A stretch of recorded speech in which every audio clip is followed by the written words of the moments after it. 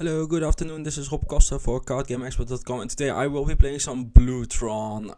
Someone by the name of TKOS7 has written a 100-page counting primer on this deck. So yeah, when you write a 100-page primer, I will play your deck. Just throwing it out there if you want me to write a 100-page primer and be my guest. So according to them, the deck is about Thirst for Knowledge. Come on. Do the magic online thingy. Yes, there we go. It's about Thirst for Knowledge, just drawing a bunch of cards, discarding an artifact. This card was restricted in Vintage in the past, so yeah, it's definitely not unprecedented. For the rest, it's a kind of great creator deck with a sideboard that I'll get to in a second. Ugin, Wurmcoil, like the usual Tron stuff. Lots of counter spells. I like lots of counter spells. Condescend is one of my favorite cards of all time, so very happy to see 4 of those. For the rest, there's some Chalice of the Void here. There's some value in the lands, but mostly it's just Tron lands and islands. For the sideboard, this is a kind of great creator sideboard. Wurmcoil, Sunring, Walking Blizzard. This is not a great ensnaring bridge deck, by the way, in my experience, but it could still definitely be good enough. So yeah, we'll find it out, figure it out.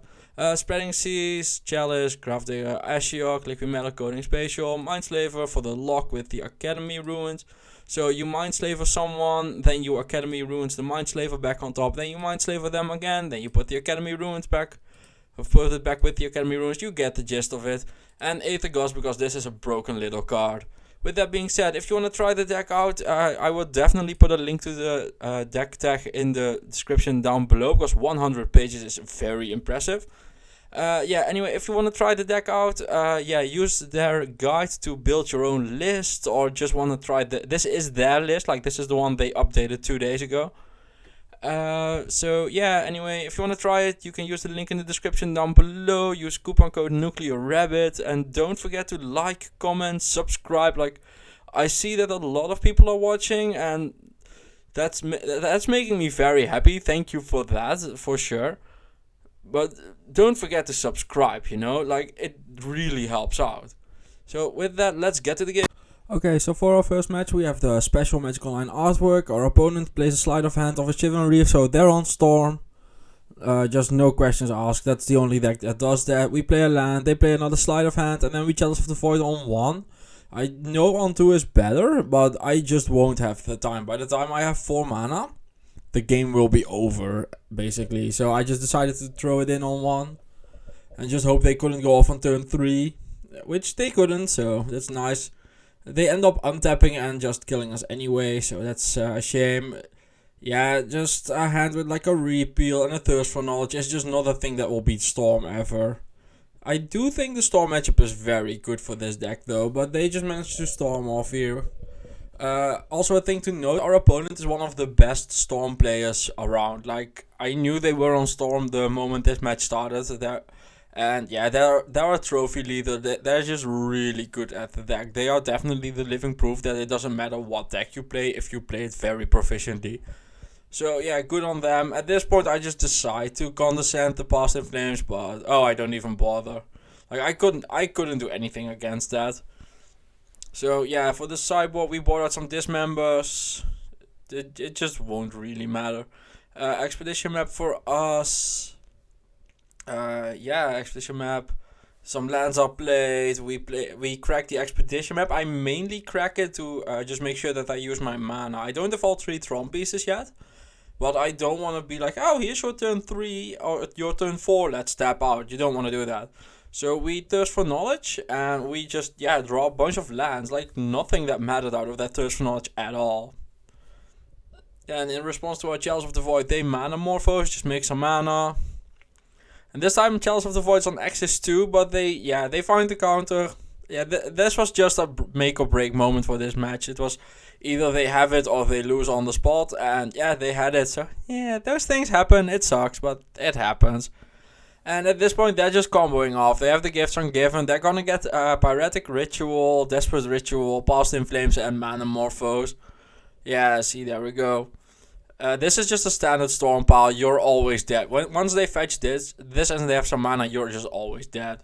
So on to the second match. For the second match, we have our opponent on a Thoughtseize deck. I don't know which Thoughtseize deck yet, But yeah, they're thought seizing, they're taking our thought knots here, so I'm guessing that was some sort of grindy deck. And then the player turn to Collective Brutality. Someone's definitely prepared for the prowess meta.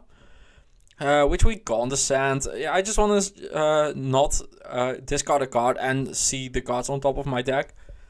We see an Ugin, the Spirit, Dragon, and Chalice of the Void. At this point, I see a Castle, Locthwain, and a Blood Crypt. So I'm like, yeah, they're like a red-black Rakdos, some sort of Croxa deck or something. And yeah, there's the Croxa, which I end up remanding. So Croxa going back to their hand. We draw a Thirst for Knowledge of it, and then we play the Thought Knots here. I see a blue mana now as well, so they're on Crixus. And yeah, there we go, they're on Crixus. This is the Drown in the Log, Force of Negation, Croxa, Snapcaster Mage. So I don't really care about any of these cards. Like, nothing in their hand will beat a Thought Knots here, so very happy about that. Croxa comes into play, we have to discard a card. Well, I don't want to repeal anything against the Croxa Snapcaster Mage deck. Like, well, I play my Croxa in response to your sacrifice trigger. Repeal it is not really a thing. It's just, if you're ever repealing a Snapcaster Mage and it's not your own Snapcaster Mage, just concede the bloody game. You've lost.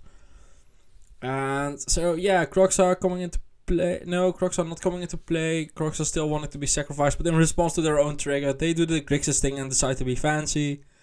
And killed the Thought Knot here with a Drown in the Log. So Croxa, yeah, just going away. We rip like a maniac and draw the Tron land.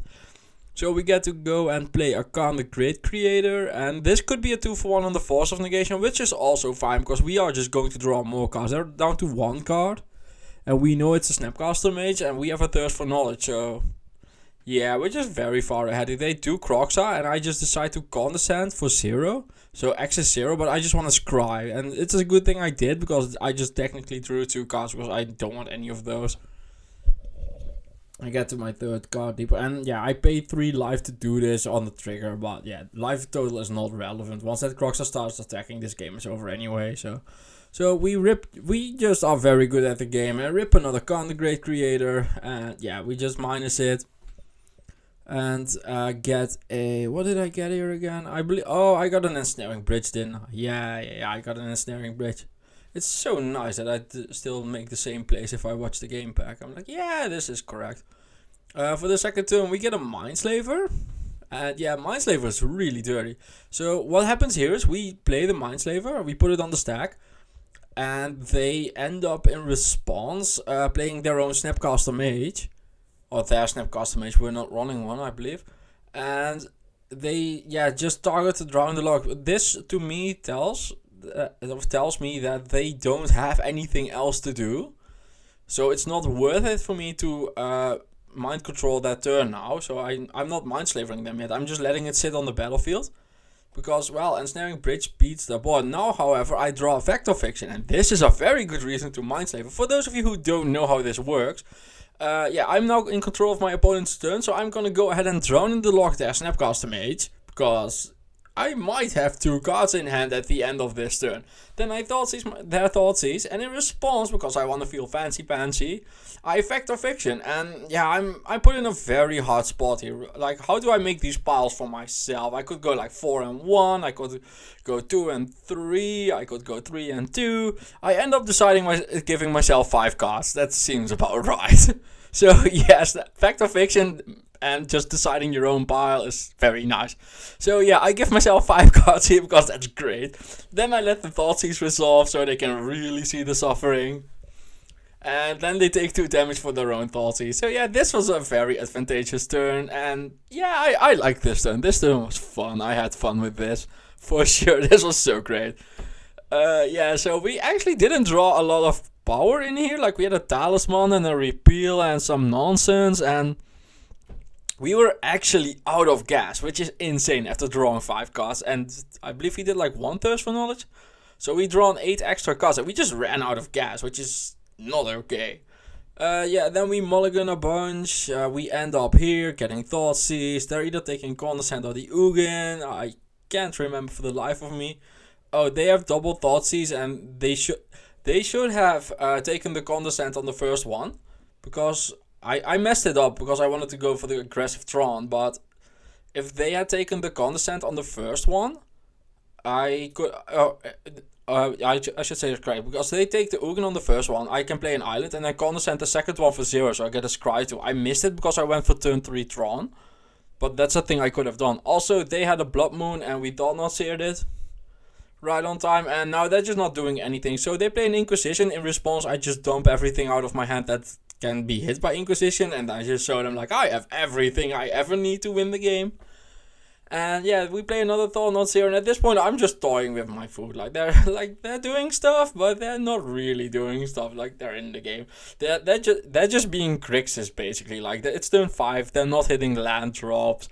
They have problems with their mana. They're getting owned by Tron. Like, it's the most Grixis-y thing ever. I go for a Liquid Metal Coating because even though their mana base hates them, I want to mess with their mana base even more to make sure they hate their mana base as well. Just putting the facts out here. Like, if Grixis mana bases for some reason never work, the colors are just too greedy, and so I decide to help that along with the Liquid Metal Coating. And now they can't make blue on their turn anymore. And at this point, if I was them, I would have conceded a long time ago. But they were very good sports about it. Like, them playing along with the Mindslaver in game 1 is just thank you. It's great. Yeah, so we end up winning that game. Who knew? Yeah, opponent no mana, Vector Fiction. Who knew we would win that one? So we're against Amulet Titan. They play the land. They play the land again. They play an Azusa. They're gonna play more lands. Like, it's really dumb. They play a land. They play a land. They play, like, commentating on Amulet Titan is like, they play the land. They play the land. Also, we are getting Tron online and stuff like that. Yeah, Dried of the Elysian Grove thinks it's gonna happen, but basically this is like, they play the land, I countered their spell. They play the land, I countered their spell. And that's just all this match is so far. So at this point they have 6 cards in hand, so there's a lot going on there. And I see a Maze Mind Tome and a Thought Not Seer, and I believe I end up bottoming the Maze Mind Tome. Yeah, I just don't really have time for that. Keeping the Thought Not Seer, I want to get a Primeval Titan out of their hand, so they're down to 5 cards now.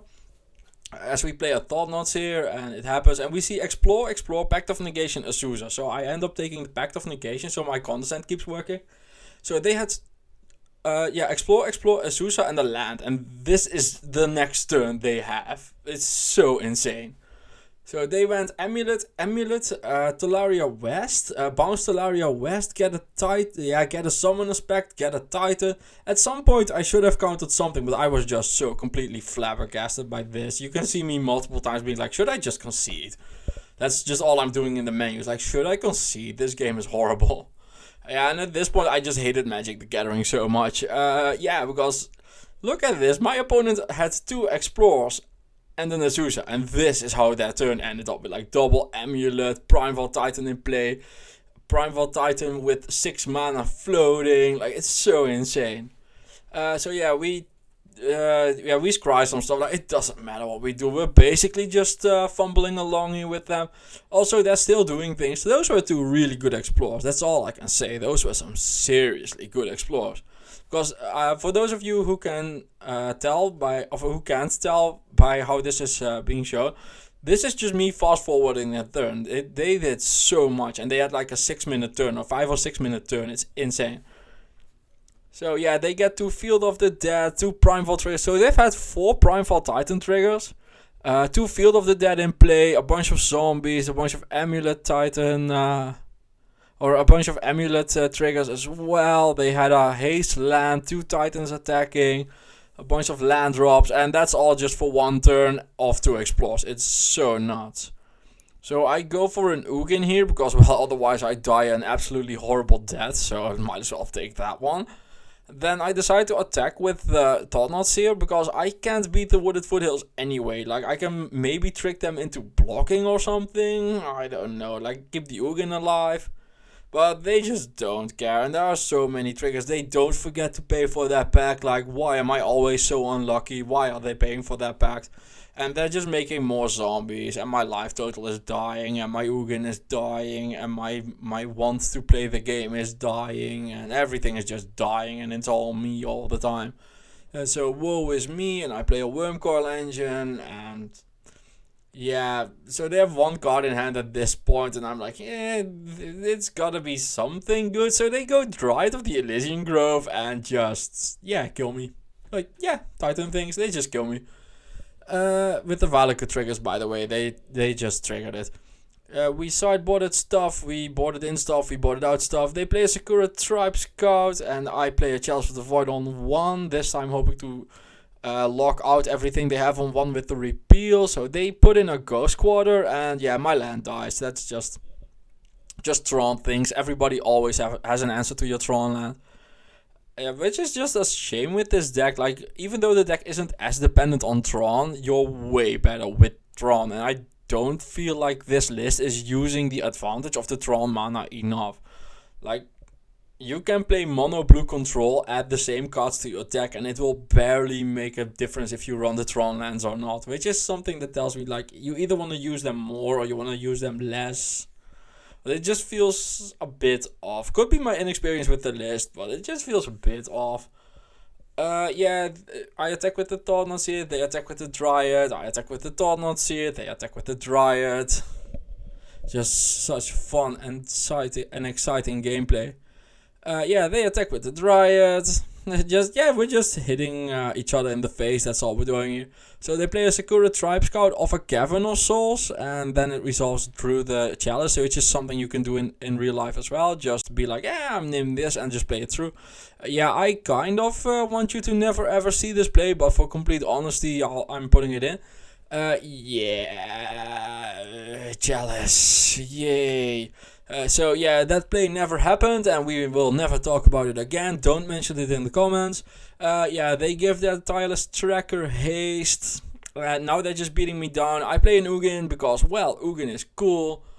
I like playing Ugin. Resolving an Ugin is so cool. When someone plays an Ugin against you, you're like, Ugin, Ugin, ugh. And when you're playing Ugin, it's like, oh yeah, I'm playing an Ugin. And yeah, we win because that happens when you resolve an Ugin.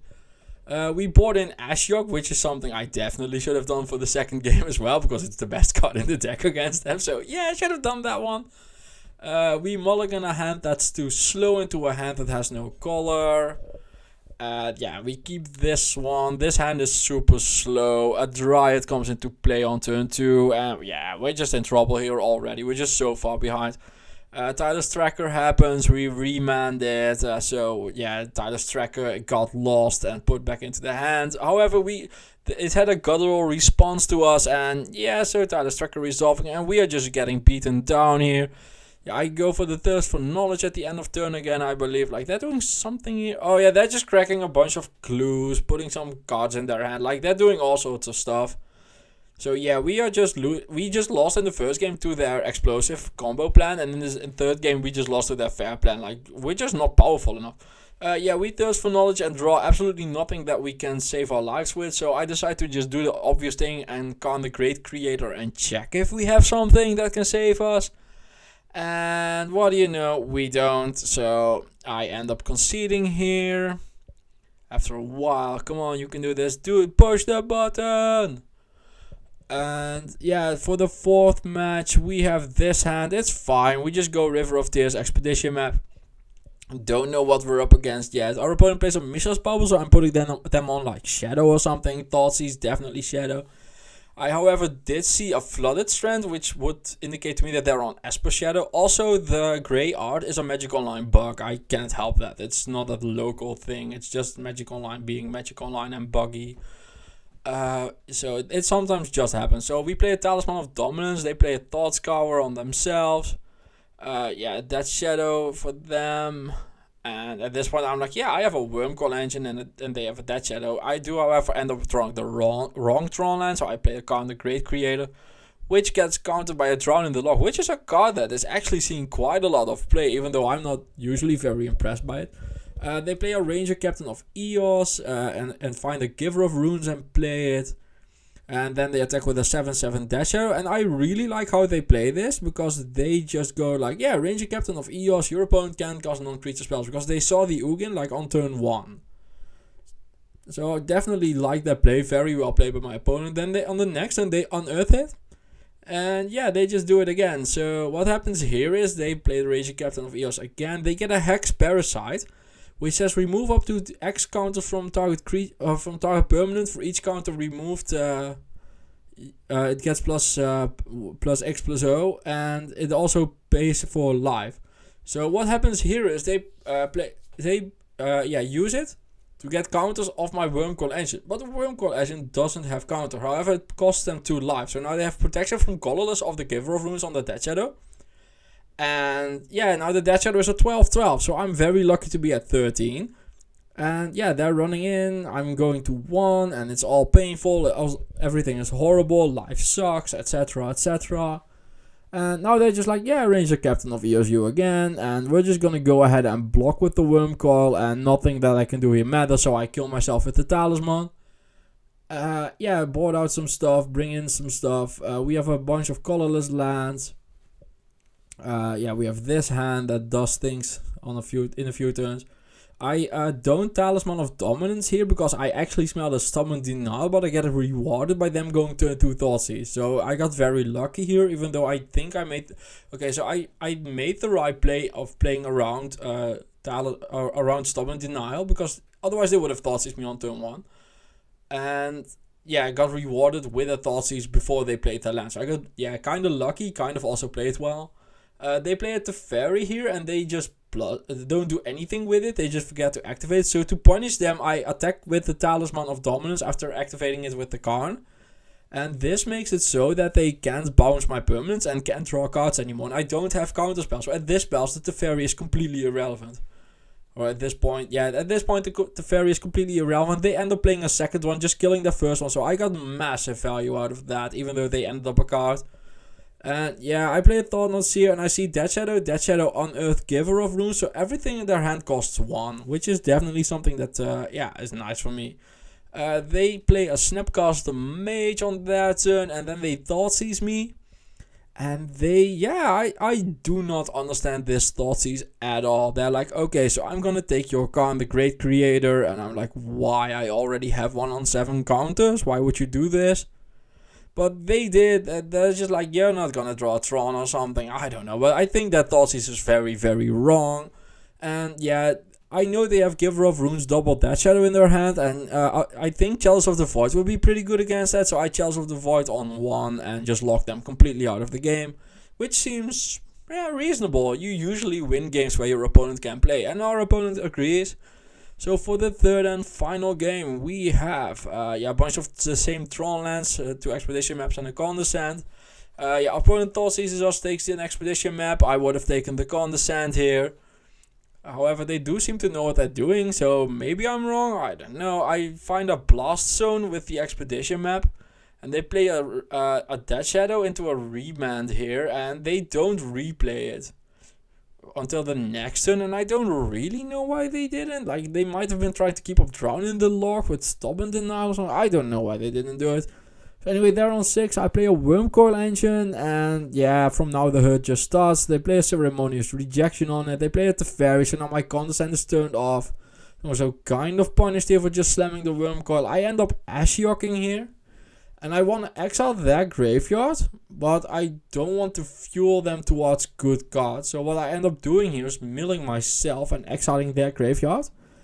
And the next thing I do is get unbelievably punished by that. So I made sure that I have enough cards in my graveyard for Drown in the Log to counter an Ugin.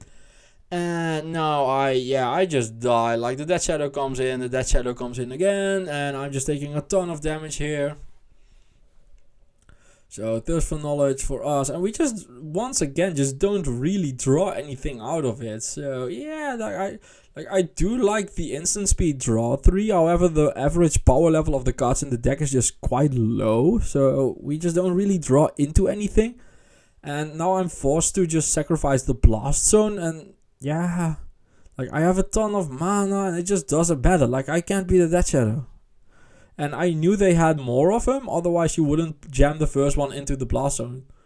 And they end up having 2 of them, and yeah, they have 16 power in play. We have a Dismember while we're on 4, so this game is very, very over. GG's.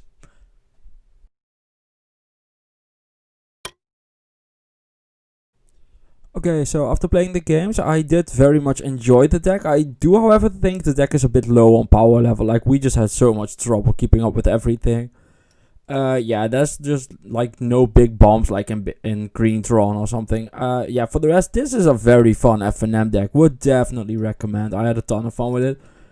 For the rest, sideboard, don't think I would change a thing. I know there's no stock list of Blue Tron, but I would try to find a list that's more like powerful. This is a very fun list to play, but definitely just not there on power level for me. So you could try out some more powerful stuff, like throw in a few Karn Liberated or something, maybe go up to 4 Chalice, like you can do stuff like that, just mix and match, just go for your taste, keep the condescent. I've seen this deck is very built on Thirst for Knowledge. I'm honestly not very impressed by Thirst for Knowledge in this format. I thought the cards it drew were just bad on average. We just drew a ton of lands and the cards that didn't matter a lot, so good card drawing, but the cards we are drawing just aren't very good. So yeah, definitely lacking in the power level. For the rest, very, very, very fun deck. Even though I lost with it, I do highly recommend it. This is a lot of fun. Just take it to like an FNM and not like a GP or something, and you'll be fine. With that being said, as always, if you want to try out the deck, the video is sponsored by MANATRADERS. You can rent your cards there. Use the coupon code in the description down below. And stay safe.